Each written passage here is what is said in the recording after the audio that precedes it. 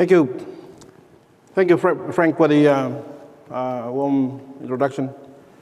Good morning, everyone. Firstly, thank you to the president of PNG Co and the team for inviting us to this very important forum to give an overview of what we do at PNG Customs Service. Okay, sorry for that. So we'll basically look at some of the key roles and responsibilities of PNG Customs.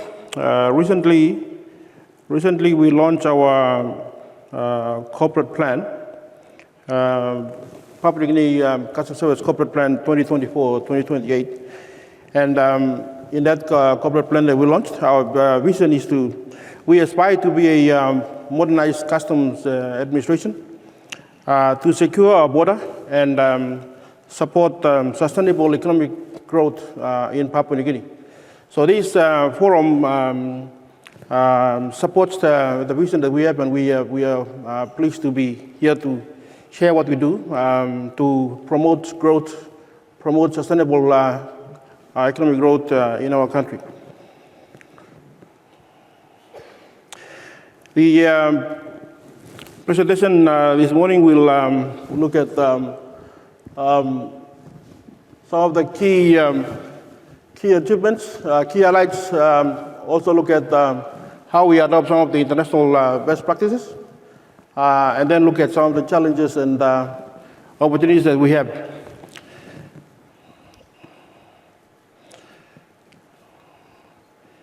At PNG Customs Service, we operate at the border.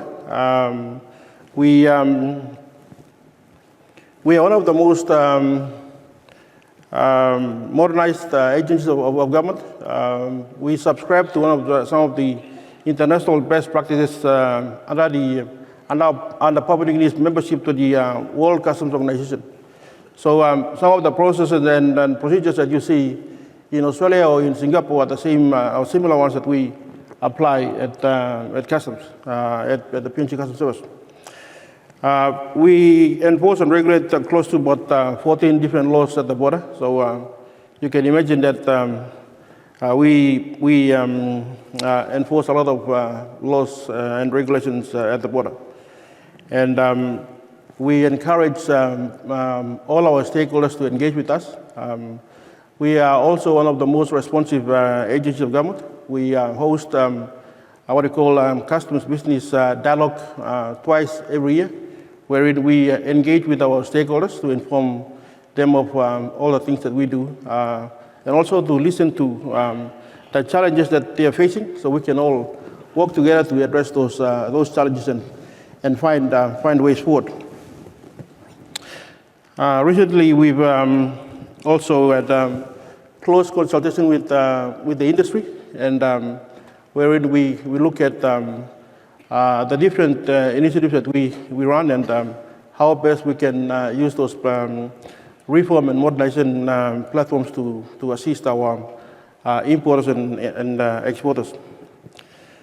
Some of the key highlights that we have achieved to date, we have also fully automated our systems and procedures, wherein we link with the private sector. We are not as much linked to the government sector. So one of the initiatives that we are running is the single window platform, which I will come to later in the slides, is that we're looking at how best we can automate our connectivity with both the private sector and the government sector. So that we will look at when we come to single window later in the slides. So currently we use the ASYCUDA World Platform, where we link with all the importers and exporters. Unlike in the past, you would see importers and exporters coming to our office. You don't see it anymore. You lodge your declaration at the comfort of your office or home, as long as you have a link to our system. And all the processes are done through the system, including the payment of your taxes. So as much as possible, the custom system is all automated on the ASYCUDA platform, where we also encourage importers to have what we call prepayment accounts. So when you have a prepayment account with us, the system goes into that account and debits the account when an assessment notice is issued on the ASYCUDA platform. So we encourage businesses to have prepayment accounts with us. So when it comes to payment of your taxes, you pay on a timely basis, so you don't get to delay your cargo. So that's the ASYCUDA platform that we have. All the 23 ports of operation that we have around the country are all linked on the platform.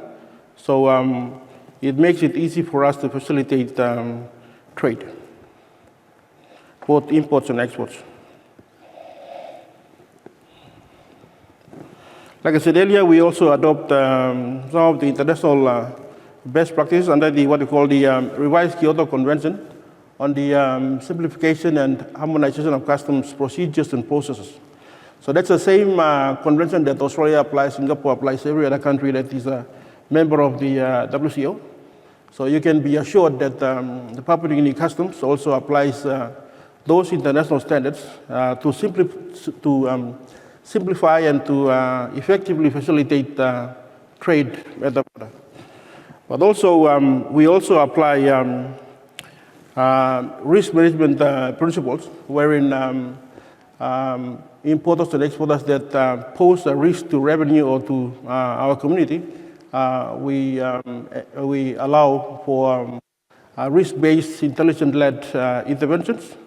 But wherein you don't pose a risk to revenue or risk to our community, you can be assured that we will be able to facilitate your cargo. But based on our risk and targeting profile, if you do pose any risk to us, then we will inspect and intervene your cargo, and you may face delays. So it is encouraged that you should engage with customs, on a regular basis, and you can limit our intervention of your cargo at the border.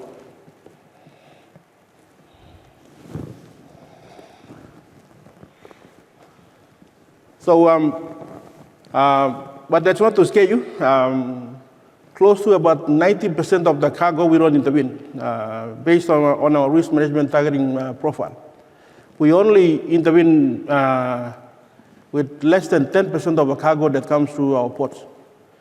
So if you fall in within our targeting profile, we stop and inspect less than 10% of the cargo. 90% of the cargo goes without intervention. But when cargo goes without intervention, we apply another risk management tool, which is called a post-clearance audit mechanism, where we check on your compliance after the cargo had already left our control. So we audit all the declarations that on which the cargo had already left, but we do documentary check to ensure that you had complied with our laws and regulations. You will have heard recently that we have applied a lot of penalties on non-compliance. We, at PNG Customs Service, we are quite adamant on enforcing the laws that we enforce at the border. And our penalty regime is quite very hard, and we can apply close to about 200% of the taxes that you had attempted to evade. So I encourage you to make sure to comply. If you're not sure, you can come and see us and engage with us. We don't have a booth at this forum, but if you go on our website, it provides all the information. And one of the facilities that we provide is what we call the Advanced Ruling Facility. In that facility, you are given pre-advice on where we think we should classify your product. So by doing so, you will avoid being penalized. So that advanced ruling facility is binding on both customs and the importer-exporter. So when we give a ruling, we hold both customs and the importer binding on both parties. Okay, so we'll go to some of the other reforms that we're doing. I think we also have reforms under standard industry practice, SOPs, which we basically, when we work with our stakeholders, our industry partners, we look at the industry practice that we expect from our, mainly the licensed operators that we work with. We'll also look at the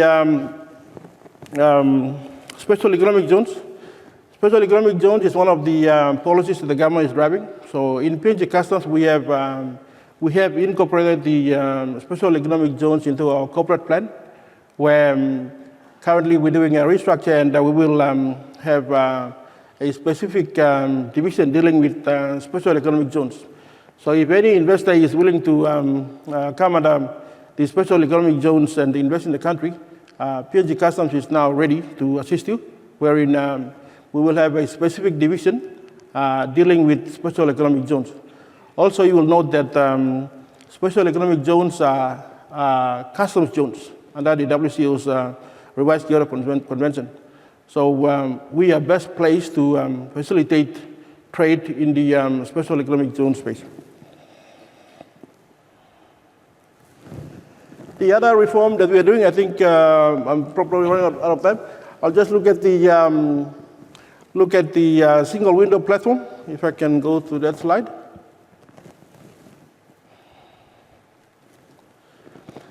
So one of the other major reforms that we're doing is the single window platform reform, wherein we are working with close to 32 different government agencies, where we have mapped the customs procedures and processes that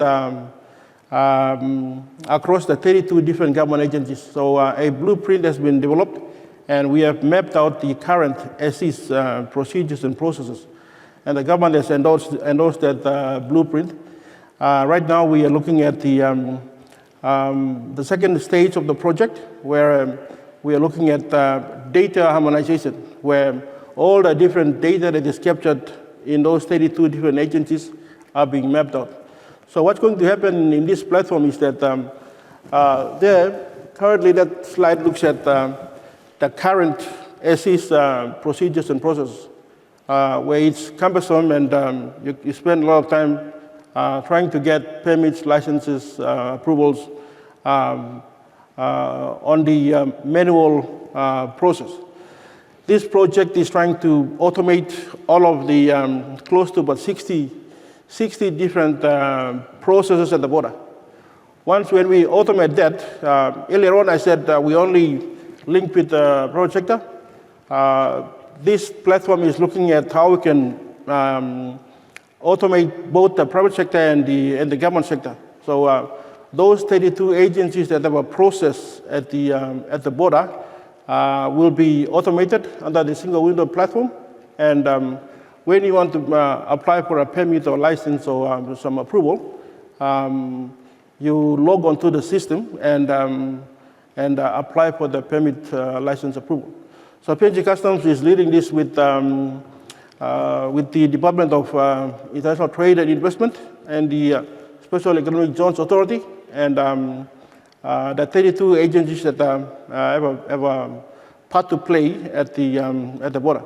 So that's a major reform that's happening, and we are looking at 2027, 2028 to complete this project, and that will allow us to automate the trade-related processes at the border.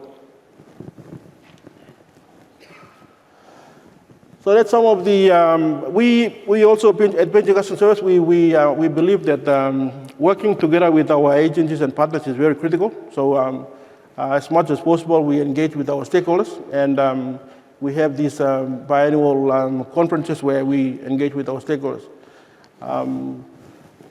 If you go to our website, it will have a lot of the details on what we do and the service that we offer, and also the laws that we regulate at the border. Thank you for listening.